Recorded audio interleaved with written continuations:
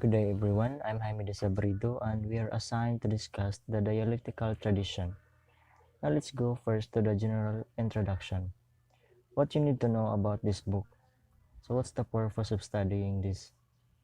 Basically, if you study this and if you go deeper about this lesson, it would help improve you as a human being on how you behave in the society and what's the reason and purpose why you're here of your existence.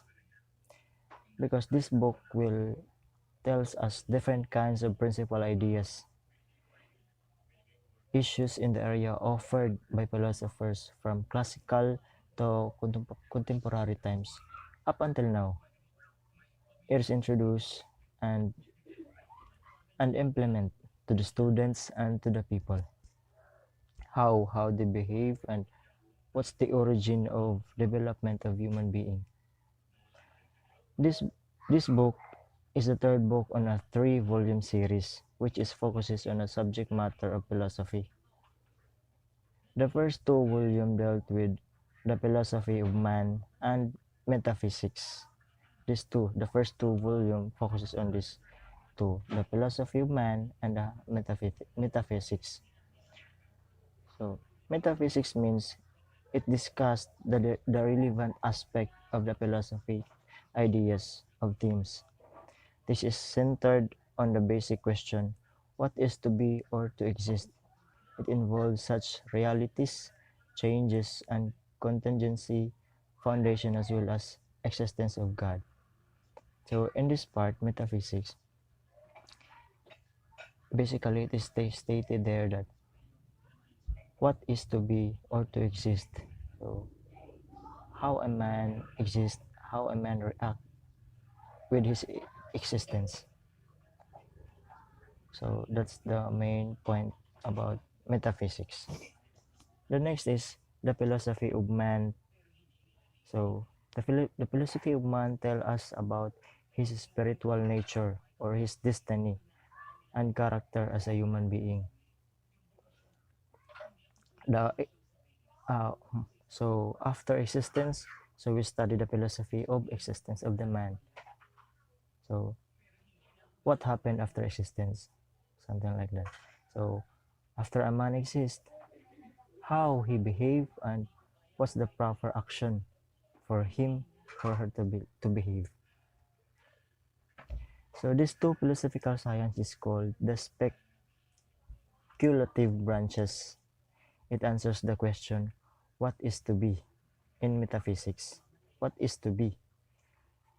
So, and in philosophy of man is what is to be a man? So, after existence, then how would it be behave? So that's the philosophy of man. So the philosopher presented in this book have explicit analysis of his moral choices, which helps us broaden our knowledge of life.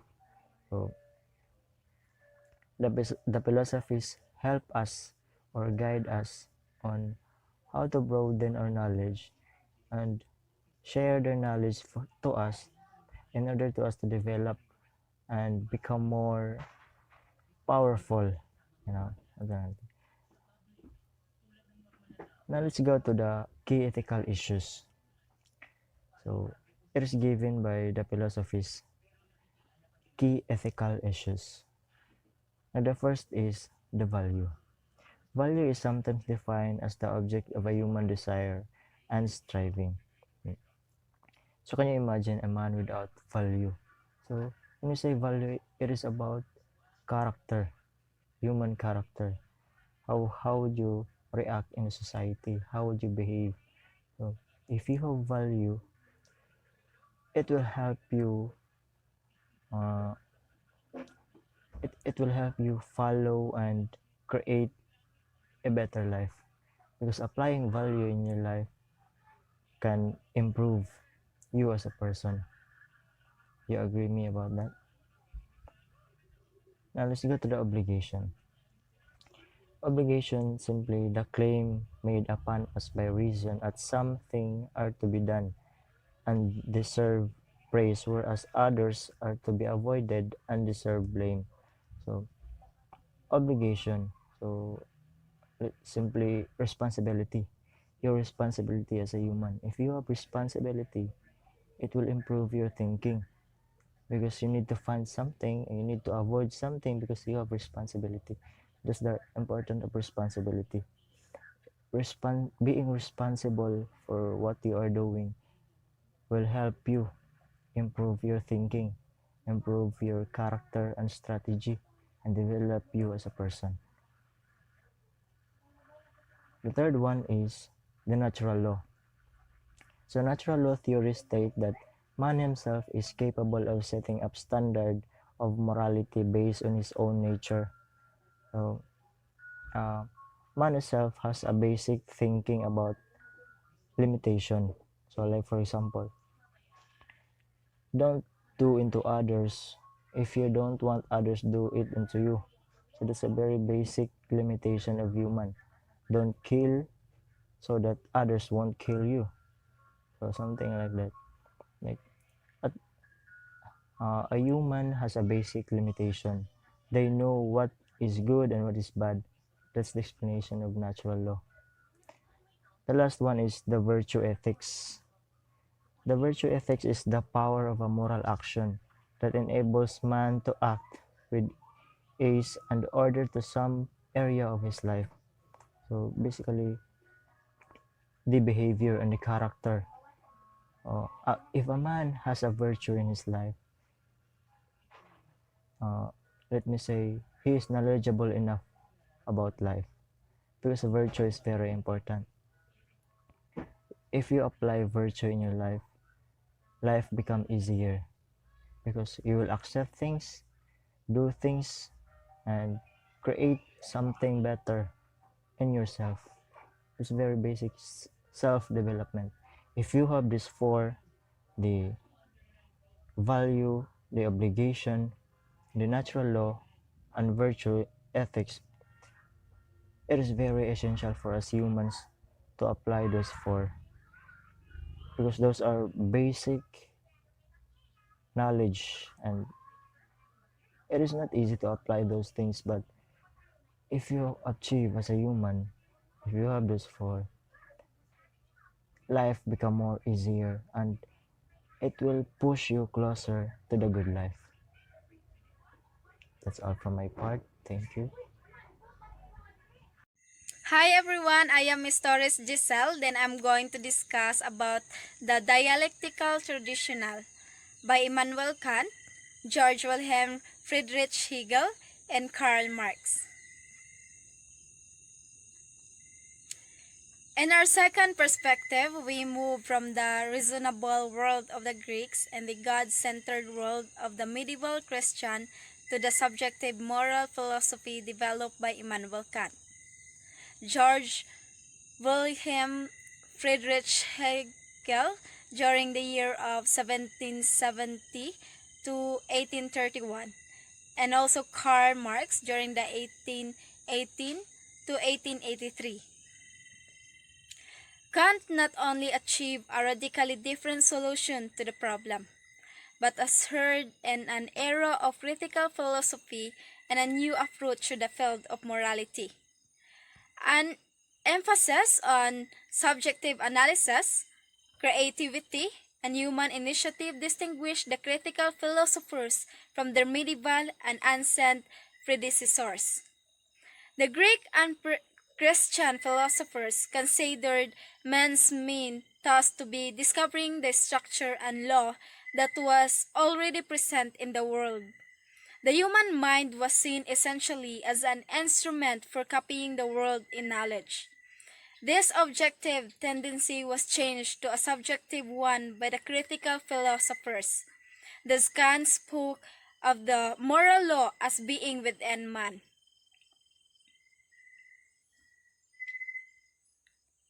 The philosophies of Kant, Hegel, and Marx reflect the brilliant accomplishments of man was using superb techniques in remarking his world. He was beginning to emphasize his own role in the formation of his knowledge and values. In Hegelman's confidence is his own ability to construct a completely adequate, systematic understanding of the world is at its highest. In the quest for the system that would rationally explain the absolute and the world, the nature of his history, and the role of the spirit, Hegel elaborated an intellectual structure that brought him not only serious followers but also dedicated opponents. Same to Marx, he emphasized the relationship between man and the world and the necessity for man to work and relate himself to the world. The student should see in the writings of this man the beginnings of many of the attitudes that have become essential to modern culture. Next discussion is all about value of the dialectical tradition by Immanuel Kant, George Wilhelm Friedrich Hegel, and Karl Marx. It's the first perspective on key issues. To all three of these philosophers, the dignity and autonomy of the individual person was of paramount importance. First, let's discuss the Immanuel Kant value. Kant viewed the will of the human person as completely autonomous and the value of the person as supreme. In his famous ethical treatise, Critique of Practical Reason during the year of 1788, we are instructed to treat humanity always as an end in itself, and we are warned against using other persons merely as means to an end. In addition to such democratic themes and values as the dignity of human person and the inalienable position of freedom by human beings, Kant's morality also has a distinctively Christian component.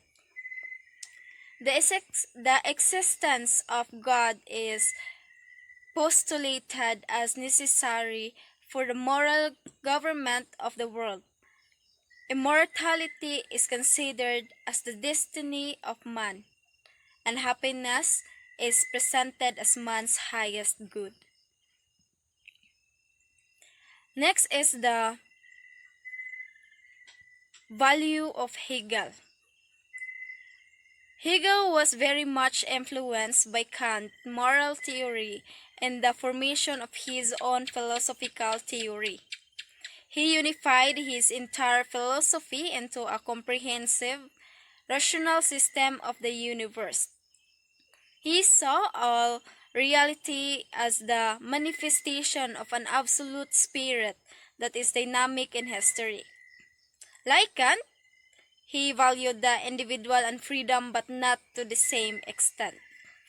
For Hegel, the state is a value to which the individual is subordinated.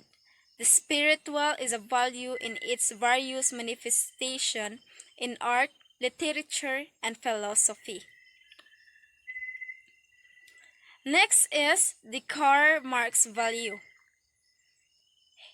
who echoed both Kant and Hegel in his theory of value.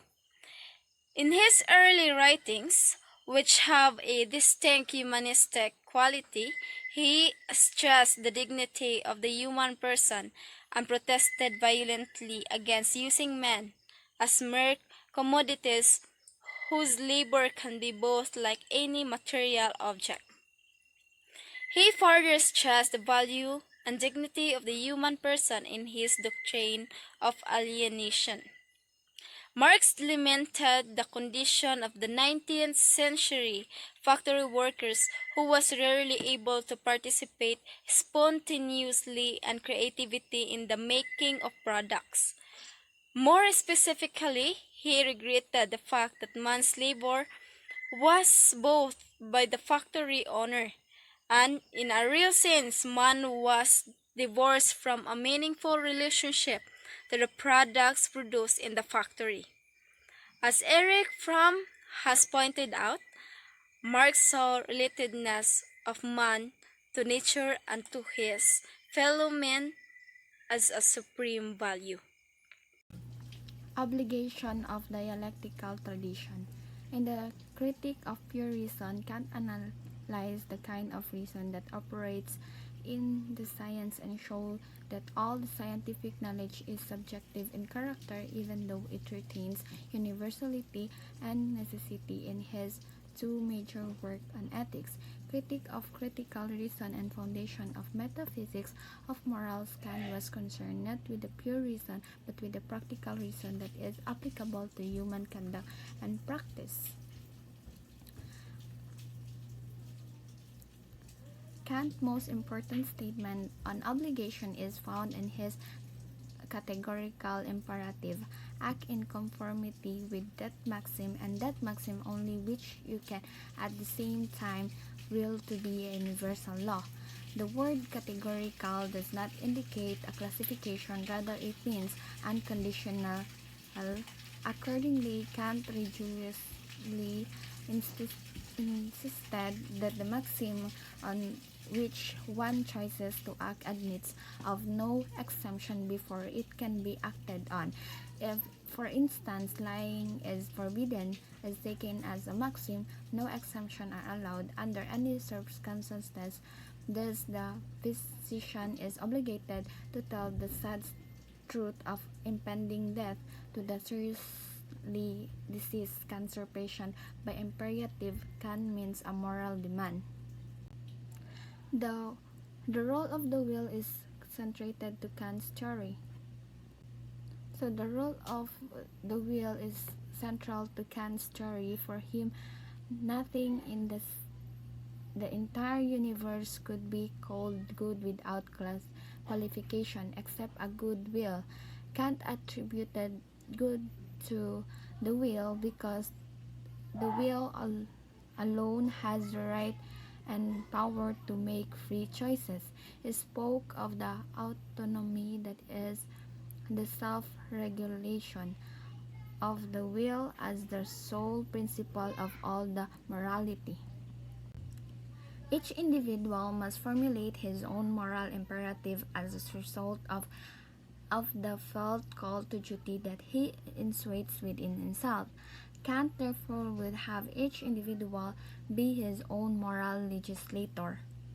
Such a personal moral registration, however, it is egoistic. The law we make for ourselves must have acceptable to all other men in circumstances. Hegel wrote of ethics mainly in the philosophy of right. He agreed with Kant that men are conscious of their duty and obligation by their possession of a free will acting in accordance with principle and mission maxims, but whereas Kant would see each man finding the laws within himself, within his will, Hegel postulated a universal will present in each man.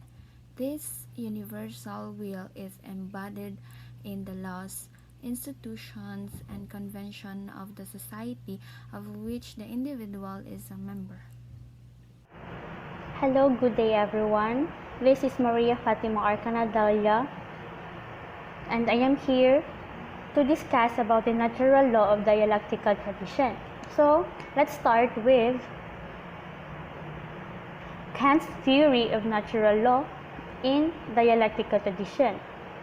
Kant's ethics is intuitionistic, which means that the standard of morality will be found only when man recognizes that the moral law is within. So it simply means he cannot look outside himself to find his duty. His call of duty and lawfulness is an inner demand which makes itself to be clearly heard. And next is intuitionism. Intuitionism implies something more than the immediacy with which man recognizes the law within him. So, the intuitionist advises following the inner dictates of duty without regard for the consequences. Then, next will be moral lawfulness concerns the inner man. Morality is not properly a quality of outward behavior. Since Kant placed the natural law and the standard of morality within the individual moral agent, Kant implied that there are no sins but only sinners, no sanctity but only saints. And then lastly, we must note that the Christian golden rule is an essential part of Kantian ethics. So, basic to an understanding of Kant's categorical imperative is the realization that Kant translated do unto others as you would have others do unto you into what is right for one is right for all. Thus, moral laws are valid for all men. And the next will be Hegel's theory of natural law in dialectical tradition. Hegel viewed natural law in a different way. He did not share Kant's confidence that the individual could simply follow his own inner directive to duty that he must perform without regard to consequences. According to Hegel, laws and moral standards are more perfectly embodied in the wisdom of man organized into a state community. The law of man's nature and the standards of his morality come to him imperfectly in his capacity as an individual or as a member of a family, as it's stated by Hegel. And then he saw, according to Hegel, he saw the individual moral agent as needing the organization to the state even to be an autonomous and free individual.